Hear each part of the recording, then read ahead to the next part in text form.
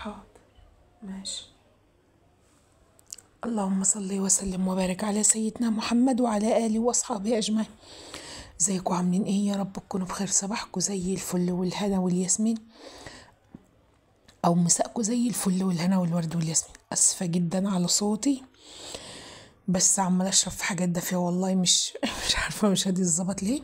أسفة جدا على صوتي ده أولا يعني. أما بعد كده بقى متنسيش تحط لايك وتشتركي في القناة لو لسه مش مشتركة، وفعل زرار الجرس عشان يوصلك كل جديد وجديد بعمله بإذن الله. بصوا، هو لو الكلام راح مني او انتوا مش فاهمينه فتعرفوا ان هو بيروح مع البحة بتاعت صوتي على طول. صباحكم زي الفل. عنا فيديو حلو اوي النهاردة وخفيف ولذيذ، وولادنا كلهم بيحبوه وبيعشقوه، وربنا يوسع على الناس وعلينا وعلى كل مسلم يا رب. كل بيوتنا فيها لحمة دلوقتي، فتعالوا نعمل أكلة حلوة قوي ولادنا كلهم بيحبوها وبياكلوها وباستمتاع. فتعالوا نجرب، هنشوف هنعمل ايه النهارده. واكله زي الفل زيكم، صباحكم زي الورد او مساءكم زي الورد.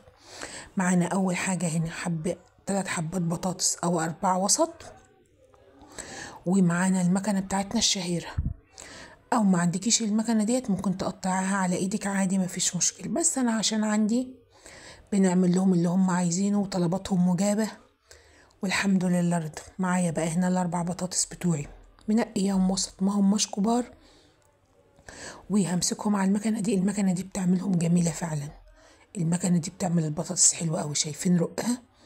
البطاطسايه رقيقه ومش متقطعه ولا حاجه. انتوا شايفين حجم البطاطسايه معايا واحده.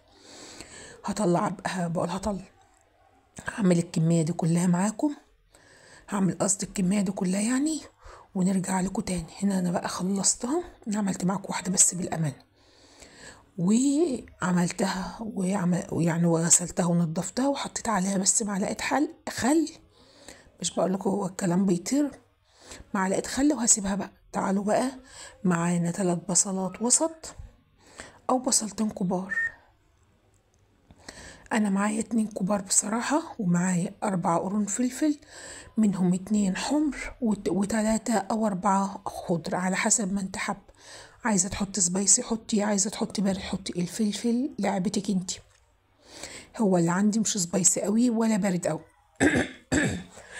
اللي عندي في لسعة بسيط. ومعايا كيلو لحمه، هحط الفلفل والبصل اللي انا فرمتهم على اللحمه. ومعايا يعني هنقول ربع او نص، يعني ايه، ربط الكزبره على شبت نص بس، يعني 3 4 عيدان من كل نوع شبت على كزبره.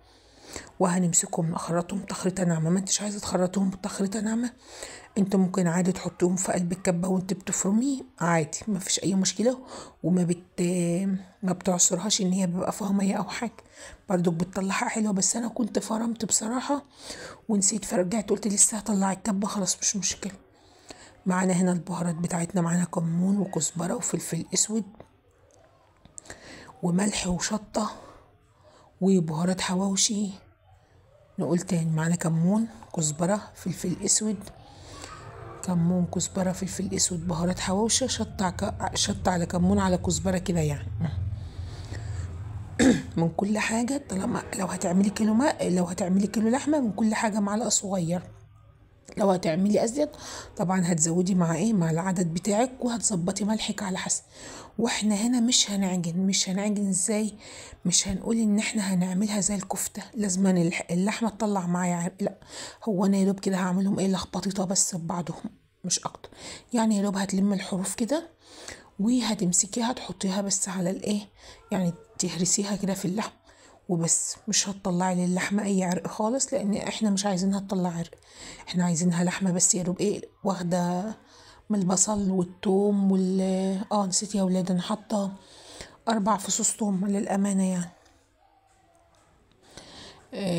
عشان بس ايه تجمع يعني تلم الحاجه اهو. يبقى انا هنا حاطه ايه، كمون كزبره فلفل اسود، بهارات حواوشي، ملح بشطه بكمون كده برضك معلقه تدي طعم ونكهه حلوه، وكزبره وبقدونس و4 فصوص ثوم. يبقى ده كده ايه الحواوشي بتاعنا. معانا هنا برضك تعالوا ما نعمل طحينة برضك ملح بشطة بكمون، هنعملها عادي يعني مش محتاجة اللهم صل على النبي، مش محتاجة الطحينة يعني. هنمسكها نحط عليها شوية مية دافيين لحيث ما يعني تتكتل معانا كده، ونرجع نفكها بمية دافية. بس قبل ما نفكها بمية دافية نحط معلقة زيت ونص معلقة خل، واحنا هنا عصرين عليها ليمونة كده هتبقى زي العسل، احلى طحينة معانا. حطيت معلقة زيت ونص معلقة خل وعصرة ليمونة، وهمسكهم بقى بحبة مية دافين احلهم بس تنعم معايا كده شوية، لان الطحينة بتحب يعني ايه تنعميها بس على ايه على الهادي يعني، مينفعش تقومي حاطة كوباية مية كلها مرة واحدة، ممكن تبقي خفيفة منك. انت تحطي المية على القد، يعني هنا مثلا ايه معلقتين بمعلقتين كده وتدوبيهم وترجعي تحطي خلافه لحد ما تحسي بالقوام اللي انت عايزاه. وتعالوا هنعمل حتة حاجة دلوقتي تحفة والله العظيم، كانوا بياكلوها، انا عن نفسي ما باكلهاش الامانة والله، بس هما بيقولوا تحفة. هما لو قالوا وحشة برضك والله او طعمها مش حلو هصدقه، لاني انا ما باكلهاش. بس تعالوا نجربها ونشوف هل هتنفع ولا لا. بس اما نظبط الطحينة ونحطها في التلاجة عشان تهدى شوية. وتعالوا بقى نجيب طاسة ونروح على النار. لا ده لسه. هنا بصي بقى يا حبيبة قلبي، انتوا ايه، احنا مثلا معانا كيلو لحم، انتي مش هتعرفي مثلا تظبطيه بعدد العيش اللي معاك. يعني انا مثلا معايا كيلو اللحمة ده عايزة اعمله 5 ترغيفة بس، مش هنقول 10 او 15 او، انا عايزة كيلو اللحمة على 5 ترغيفة بس، اعملي 5 كور. فاهمين قصدي؟ انا معايا كيلو اللحمة عايزة اعمله على 20 رغيف، اعملي 20 كورة. يعني شوفي ازاي على حسب العيش اعملي كور اللحم، وانت اللي بتحددها بايدك على فكرة، وما بتبقى جميلة جدا. يعني مش هتقولي مثلا الكيلو اللحمة لا ده هيبقى قليل ده مش عارفه، لا والله بيبقى طعمه حلو جدا، وبيبقى السندوتش ملان وفي خير وبركة من الرحمن، بيبقى حلو. يعني انا هنا باين هعمل الكيلو اللحمة على 16 رغيف باين ممكن اعمل الكيلو اللحمة على 16 رغيف او 17 رغيف. يا مفترية عاملة كيلو لحمة بس والله احسن العيش صغير، انا مش عاملة العيش لانه كنتوا شايفين صوتي عاملة ازاي، فما ينفعش طبعا اقعد اعجن واخبز والكلام ده كله، لاني فعلا واخدة دور برد حلو قوي فصوتي رايح اهو. هنا الحجم العيش حلو ووسط، بس قاعدة على صغير مش على كبير. فهنا انا عملت حجم الكرة وسط ومالية الرغيف وحلو.